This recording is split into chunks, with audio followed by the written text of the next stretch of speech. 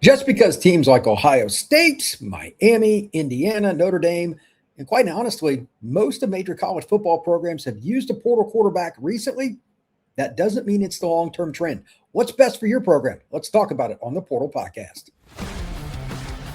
Locked On presents The Portal, the daily podcast covering college football recruiting and everything NIL. Part of the Locked On Podcast Network. Your team every day. Into the Portal Podcast, where you get your daily recruiting, NIL, and transfer portal scoop. I'm your host, Brian Smith, longtime college football recruiting analyst. Thank you for making the Portal Podcast a part of your day, each and every day, right here on the nation's #1 sports podcasting network, Locked On. We are brought to you by our friends over at FanDuel. FanDuel is giving you a way to turn that energy into even bigger potential wins with a college basketball parlay profit boost. Head over to FanDuel.com to get started. We're going to be seeing a lot of different things going on with the high school ranks and recruiting for a long time. I have a handful of guys that either just got to college or about to enroll in the next year that I think can kind of change this trend that we're seeing with transfer portal quarterbacks. But there's a key to it. And that key is the ability to read defenses and to want to take on that challenge. It's hard. We're going to discuss that later on in the show. Why has recent history impacted so many people with the college football recruiting world? Well, it's recency bias. We're going to talk about that. And honestly, some of the teams that are doing really, really well, the very top of the sport, are using transfer quarterback. Look at Miami. Notre Dame's done it. Ohio State's done it. It's true. LSU's going with Sam Leavitt this year. Texas, they're kind of an anomaly. They've got Arch Manning. And we've got a few teams transitioning like Notre Dame and Michigan. Ohio State's back into the high school market. But one of the most traditional conservative programs in the country might be the most portal heavy. I'll talk about that as well, and that's Penn State. All of this leads to the following point. Every program is different because it's time and place. Let me give you the best example. Right now, if you said, Brian, name the team that is most likely to use a transfer portal quarterback for at least the 3 seasons after 2026, I would say Penn State. Why? Well, they just hired a head coach that brought over a transfer quarterback that's young. He could be a 3-year starter, and he's a transfer. That's just true.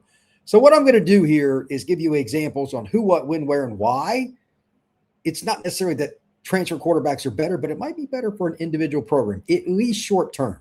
Then we'll go into some questions to kind of give you an example of why it matters, because there are certain programs where they just don't have the time to wait. They need to win now. It's not necessarily their preference to use a non-high school quarterback, but we're on the hot seat. We got to win now. We'll talk about that some too. But anyway, here is my list, and I'm just going to use majority of the elite programs in college football. Who's their starter now? Is it a transfer or not? Talk about some of the backups at some of these programs and why I think it's a really fascinating situation. Let's start with Arch over at Texas. Manning is going to be the guy this year. Most assume he will leave after this season. He could technically come back the year after. But if he doesn't, KJ Lacey or Diabell, those are the most likely candidates to be the quarterback unless they go to the portal. I think they'll stay in-house. That's my gut. But Sarkisian could do a 1-year rental if he doesn't think those guys did enough this season and heading into next year. You never know. Texas A&M, this one's a little more difficult. If Marcel Reed takes a big step forward, especially as it relates to him reading defenses, I could see them being in a spot. They probably would like him back 1 more year. But if he turned pro, maybe they go portal for a year. But they've recruited pretty well. So, again, A&M's a possibility. I'm also very curious about Oklahoma because John Mateer, this is his final year for the Sooners. Are they going to go portal for the foreseeable future? They've got some young guys on the roster. I don't know what's going to happen. I haven't spoken to anybody, John Williams or Jay or any of the guys that run Locked On Sooners and talk to anybody in the Oklahoma media in general. That's a tough one to figure out. LSU's got Levitt for at least this year, and they got Usain Longstreet behind him. That would be my second pick beyond Penn State. But again, Iowa State guys, they brought over the Iowa State quarterback to Penn State. That's the easy pick. Maybe you say Virginia Tech. They brought the Penn State quarterback in. A lot of them know him. That's another possibility. He could be there for a while. Then they might take another transfer. But out of the majors, Notre Dame is the one that has shifted. They went portal for a good bit. Now they've got CJ, and they've got 3 young guys, including one guy that's runner, a bigger guy. They've got Mr. Football coming in from Florida, one of the best quarterbacks from Georgia, reclassed, Teddy Jarrard, a kid I know. They're set. They're about the most likely not to use a portal quarterback. I don't know if that's a great move after this year. They may need a bridge gap for one season, but I think they're going to go high school. Ohio State, if Julian Sayin leaves, him and Carr are expected to leave after this year. If Julian Sayin leaves, does Ohio State do the same thing that I was just talking about with Notre Dame? It's possible, but they've got a bunch of young guys that can play. I'm not even going to go into Ohio. Ohio State has the deepest room, quite possibly, in the country. So we'll see how that goes, but I would imagine that Ohio State's going to stay in-house. That makes the most sense. The one that I'm probably most curious about from the Midwest programs is actually Michigan. A, you got a new head coach. B, you got a new coordinator. You still have Bryce Underwood. He cannot leave after this year, by the way. He's only a second-year player. But who would it be after? It's CJ Carr's brother that just signed there. And in addition to CJ, his name's Tommy. In addition to CJ, there's also Colin Hurley, who's a transfer. He was at LSU. And there's Brady Smeagol. That's a kid that's a California recruit. So there's a couple different options. That one's intriguing. And then the battles this year that could dictate how things swing for a couple different years. The Sunshine State being 2 of them.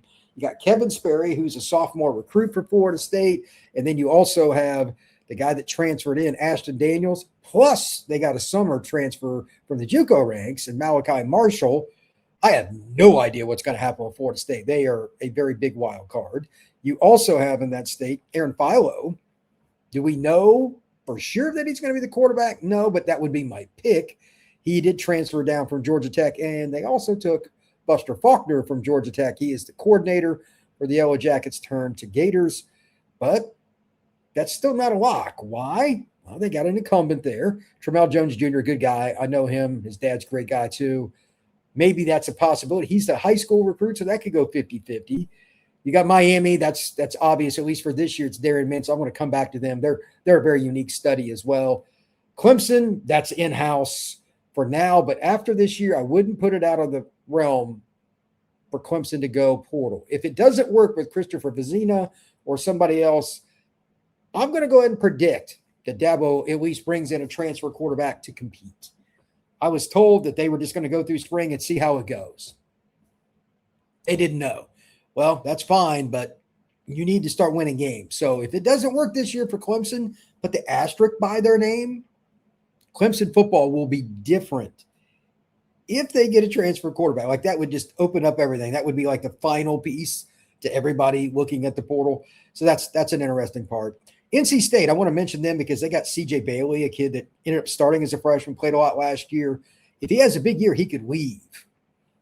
Will they go portal for a year or so? They got Gunnar Rivers coming down the road. Obviously, his dad played there and was a longtime NFL quarterback. Big-time recruit, but you probably don't want to play a freshman. I don't know who else they have. Maybe a bridge gap for a year, but Gunnar's probably their next guy. Looking down the list a little further, another one that I think it's one of the most heavy portal. Indiana doesn't want to invest much in high school quarterback recruiting. They want to see somebody that's proven it, and they've done really well that way.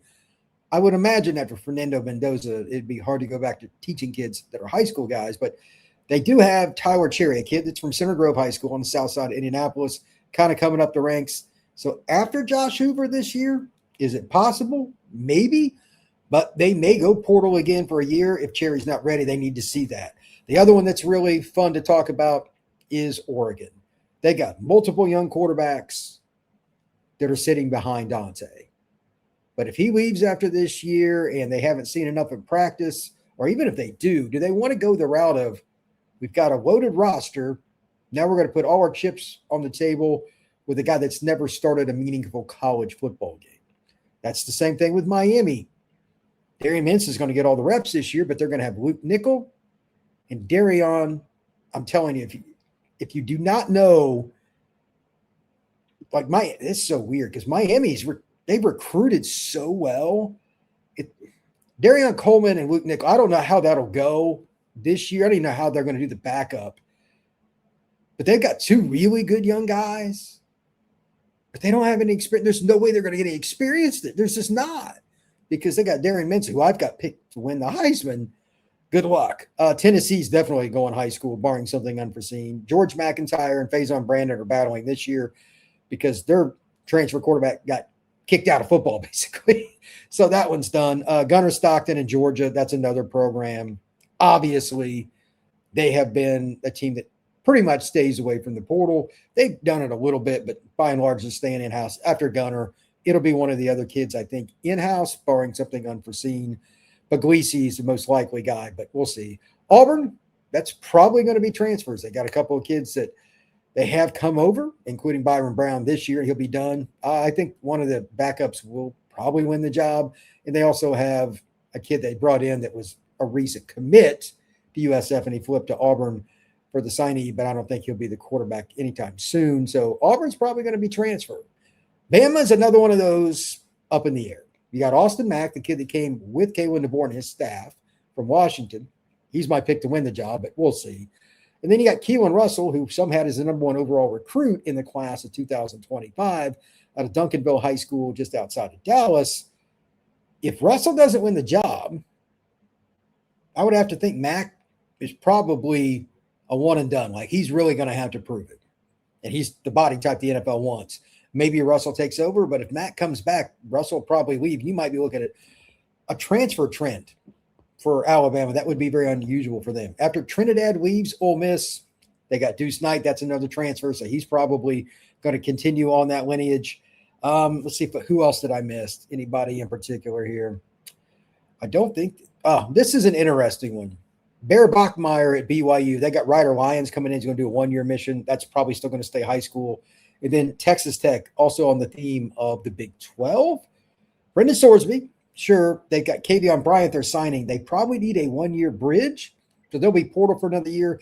But let's jump into this. High school quarterbacks that I think are going to be really, really good, really, really fast. Just my opinion. I love Kavian Bryant. He's a kid from East Texas. He's an elite hooper. He's over 25 points a game, and he can play point guard. He's big time. I think he's going to be the future of Texas Tech. I don't know if it'll be as a freshman, but his second year. Teddy Jarrard, he's a freshman at Notre Dame beginning this fall. I think he'll be a guy that's going to be elite because he reads it so well.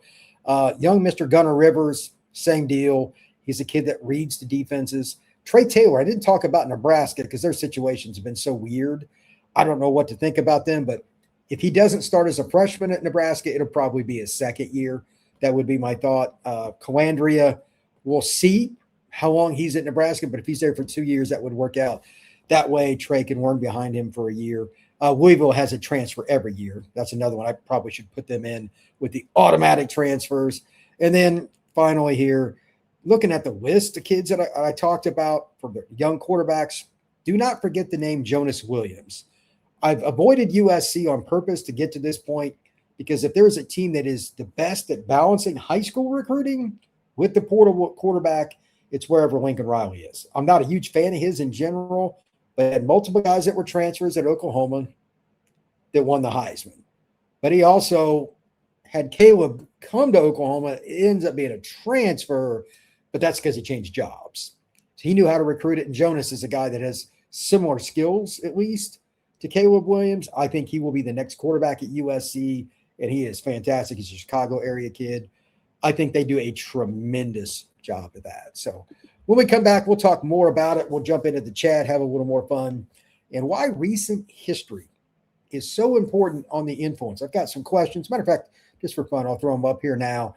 Here they are. Impatient fan bases, perceived difference between a high school quarterback and a veteran. Actually seeing a college football quarterback play, especially like a team for Indiana, it matters. And looking at the recent playoff teams, all of those things are factors. We'll dive into that next here on the Portal Podcast. Today's show is brought to you by our friends over at Robinhood. What if sports were traded like markets? Now you can put your sports IQ to work in real time with Robinhood prediction markets. It's not just you against the house. Nope, it is not. It is you participating in a live market. You can buy or sell your positions live all game long. Use your sports knowledge in the moments that matter. Robinhood prediction markets changes the game. It's people moving the action. So when momentum shifts, you can move with it. You always knew the game, but never had the dynamic way to apply that knowledge. Now you can actually take part live in a market powered by people. You're no longer just a spectator, play by play. You decide. Every trade is played with Robinhood, now available across the United States. Download the Robinhood app now to begin. Futures and cleared swaps trading involves significant risk and is not appropriate for everyone. Event contracts are offered by Robinhood Derivatives, LLC, a registered futures commission merchant and swap firm. We are also brought to you by our friends over at TurboTax. It is tax time, but for a lot of us, yours truly included, the old way of doing taxes is a lot. Trying to book an appointment that's not the most convenient isn't much fun. Sitting in a waiting room with a stack of papers is not fun either. Emailing back and forth, wondering if that person on the other end really understands your situation. It's a little unsettling, but this year you're getting a major upgrade. Intuit TurboTax now has in-person locations nationwide. You can meet face-to-face with a real tax expert, and your documents get uploaded straight to your TurboTax app on the spot. And just like that, you're done. TurboTax expert will work to get your every dollar that you deserve while you get real-time updates as you go about your day. It's the relief of walking in and meeting a person and walking out knowing your taxes are handled correctly. Head to TurboTax.com/local to find your store near you and book your TurboTax appointment. Thank you once again for making the Portal Podcast a part of your day. And make sure you check out the Everydayer Club down below in the description. $5 a month or $50 for the year. Your audio pods are free. Check it out down below. There's also a really cool part of this. You get a Discord. It'll explain down in the description. But we got fans from all over, not just the United States, but everywhere, talking everything. You name a team. We've got a national board. We got team sites, a little bit of everything. And we also have a college basketball playoff situation going on where you can win your first month. Check it out down below. All right. Now, recent history. We both know that college football, you can win with the portal quarterback or with a high school. But recent history shows the transfers have been better. The Final Four this year, Trinidad Chambliss, Ole Miss, definitely a transfer. Ferris State, that's Division II. Look at the national champion, Fernando Mendoza, went to Cal, then transferred to Indiana. Miami, it's Carson Beck. He transferred from Georgia to the Canes. And then on top of it, Dante Moore officially started his career at UCLA. All of those programs ended up with transfer quarterbacks. The year before, Riley Leonard, he went for Notre Dame, and that's great. But the national champ for high school, they had a transfer quarterback too. It's not an easy thing to understand why it just went so far that direction. But you don't think teams are going to notice that? I imagine they would. So here are the questions, again, that I put up earlier. Why do teams want transfer quarterbacks? These are the 4 reasons I have. And if you have a comment, fire away. I will get into the chat momentarily. But number 1 is the simplest. Impatient fans, boosters, athletic directors, and most importantly, the fear of being fired. If I don't get a quarterback this year and win, I'm going to get canned. I think that's far and away the number 1 reason.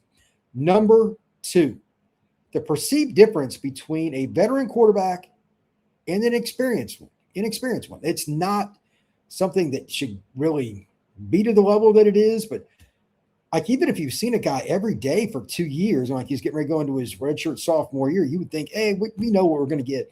A lot of coaches are still iffy on it, even if they're not on the hot seat.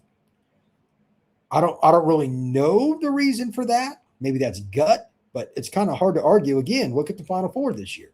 To that end, I think Indiana is a great example. Let's see what happens with them after they get through this season coming up with Josh Hoover. They got a young guy that's a local kid that grew up an hour from Bloomington.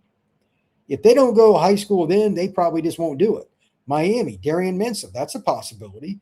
What about Ashton Daniels at Florida State? If he wins the job this year, does Florida State turn the reins over to Kevin Sperry the year after? He's the other guy in competition, or are they going to bounce over it?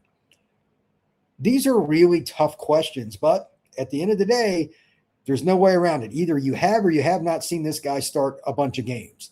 And some coaches just aren't comfortable with it. Number 3, seeing the players on the field. What I just mentioned a moment ago, but it's also in critical moments. Let me expand on that. You'll say, well, he's played in 4 games. How many did he start? Did he do anything against major teams? Has he been through the media scrutiny? Has he been a team leader? Is he somebody the guys on the roster and then the locker room really respect? And then finally, looking at it from the broad perspective, does the head coach just have that gut feel with him? So even if they see it, it should work for the guys that are coming up the ropes, but it's not the same as seeing it for the guys that have played. So for every CJ Carr, and that's why for those of you watching live, I'm using a picture of CJ on this, that they just threw out there who'd never really played. There are about 10 transfer guys. Right now, it is most of the teams, again, are transfer quarterback driven. It's crazy. Finally, look at the recent playoff teams again. It just shows you that the vast majority are. I guess I could have went through all 12 quarterbacks from the playoff last year, but it's over half. So it's a pretty wild list. Looking at the chat here, we'll get into the second set of ads here in a moment, but want to know Oklahoma, one family, one heartbeat, blah, blah. Okay. Glad you're an OU guy. Maybe before this 10th season, Mario will win the ACC. Oh my goodness. Oh man. That was a shot right there. Any high school quarterback that is told he'll start at Miami is being lied to. For those who don't know, Katie does not like Mario Cristobal. Maybe the Iamaliva brothers will be available. Their dad needs another bag so he doesn't have to go back to work. Oh, man. Katie, the longer Mario goes without any kind of title, the more desperate he'll get in order to be bought and paid for. Mercenaries filling up that roster. Mario's mouth has him backed into a corner. Well, he's got a pretty good roster. I'll give him that. Jarrard Moore. Landon Clark is possibly the best transfer quarterback for LSU. I know Sam is good, but he is injured. That's a great point, by the way. We've talked about this a couple of times here on the show at probably about 5 or 6. Sam Levin's got a Liz Frank injury. So I give credit to Kiffin. He took 3 quarterbacks. Took Usain Longstreet and this Landon Clark kid. I can't remember where he played at, but he's got experience. He might be needed for a game or 2. Who knows? And if he's needed longer than that, don't be shocked. Hurricane Hicks, paid mercenaries isn't a problem as long as they win. Well, that's the point, isn't it? Like the mercenary part, like how loyal are you to the UM brand? That's the question. Jarrard Moore, every coach is going to feel more comfortable if their starting quarterback has played in big games, whether that's for them or at a different program. I don't necessarily agree because of the mercenary part of this. I think there are some coaches that really would prefer to develop and see the kids go through the program, and they think that it helps build team bond, team chemistry, and it probably does. But you got to hit. So I think the intention for most schools is we're going to go the high school route. But unless that quarterback reaches a certain threshold, and I'm talking about dominant in practice, they just go to the portal. And at that point, you risk losing a kid, and it is what it is. But I digress. When we come back, I'll get more into it. This is fun. This is a lot of fun. Let's talk more about the transfer quarterbacks when we get back here at Locked on the Portal. Today's show is brought to you by FanDuel. College basketball is nonstop. Big games, tight spreads, momentum swings every single night. From early tip-offs to late West Coast shootouts, there's always action on the board. And now FanDuel is giving you a way to turn that energy into an even bigger potential win with a college basketball parlay profit boost. Pretty simple. You could pick a player, you could pick a quarter you want to go with, and you could pick a game. It doesn't matter if it's a rivalry game or if it's 2 teams bottom of the league, whatever it is. And of course, we got the NCAA tournament very close to starting. All of that is pretty simple. It's your profit boost that you're going to be using on your parlay. However you want, check it out at FanDuel. Go safe, go bold, ride with the team you've been following all season. Do it the way you want. Head over to FanDuel.com to get started. That's FanDuel.com. FanDuel, play your game. We are also brought to you by 5 Hour Energy and the 5 Hour Energy flavor draft, 18 different flavors to choose from, including new options like confetti craze, fruity rainbow, and cotton candy. There is something for everyone. The board is set, the flavors are ready, and I've got my number one pick for the 5-hour energy draft. It is the same every day. It is blue raspberry. I always have loved it. I will not change on that. I am steadfast. But let's move that to the side.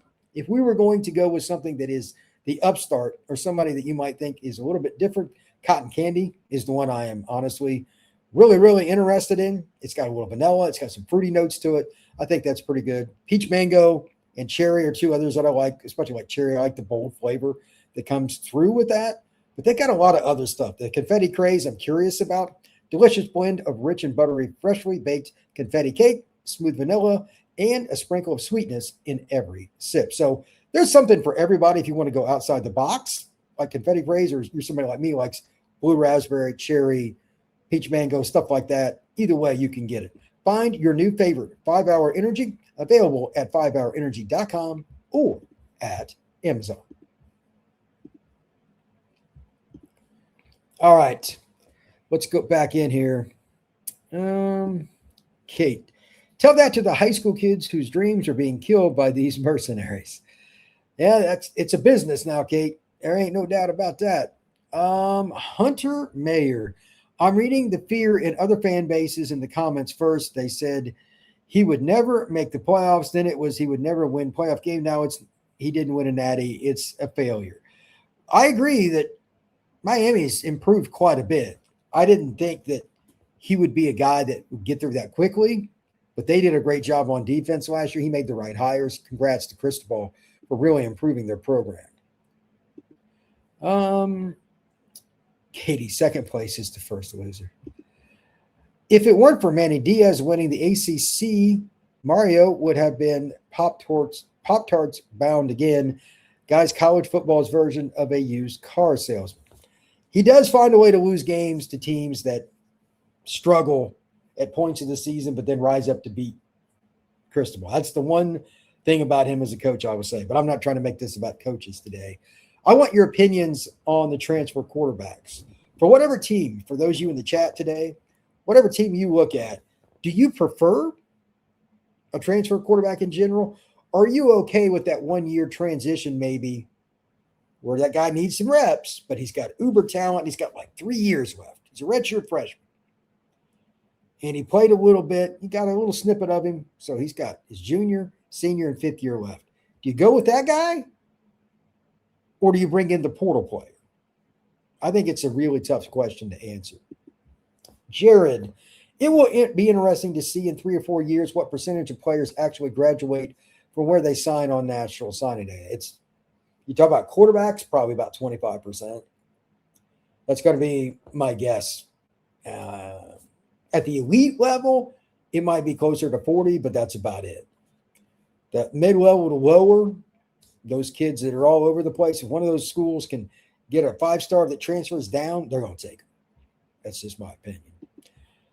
Hurricane Hicks, progress at Miami has been steady. It has. It has. I do want to hit, while I'm thinking of it again, I'm going to go over these quarterbacks. These are some of the guys that I think could really make some moves. Trey Taylor at Nebraska, he's a senior right now. We're getting a rising senior. I'm going to go to Nebraska. He's big time. Kavian Bryant going to Texas Tech. He's a kid out in East Texas. Really, really good football player. Teddy Jarrard, he's going to enroll at Notre Dame this summer. He's enrolling a year early. He's a kid from North Cobb High School just outside Atlanta. Keelon Russell, he's a freshman right now at Bama. He'll be going into his 2nd year. He's in that battle with Austin Mack. I love his game, though. And then Jonas Williams, the kid at USC. Those are the handful right now that are either getting ready to enroll or they're freshmen that I think are going to be big time, that not many people really know much about. These are some of the guys that I think they can beat out older players and or transfers that everybody needs to know. So I think they're all really good. Katie, I prefer the way Kirby Smart does it. Develop your own and still win. I think most people would like to do that. The problem is Kirby has a school that it kind of recruits itself, and he's a good recruiter. Not one or the other, but both. So makes it a little easier. The programs in general, I think it's pretty straightforward. Think about the teams that I said are most likely not to need to use the portal for quarterbacks. Ohio State, Notre Dame, possibly Michigan, even after Bryce, most likely. Penn State's in an odd situation. They changed coaches and they didn't have a quarterback. They're out the window. But Texas, they've got two good young quarterbacks behind Arch. There you go.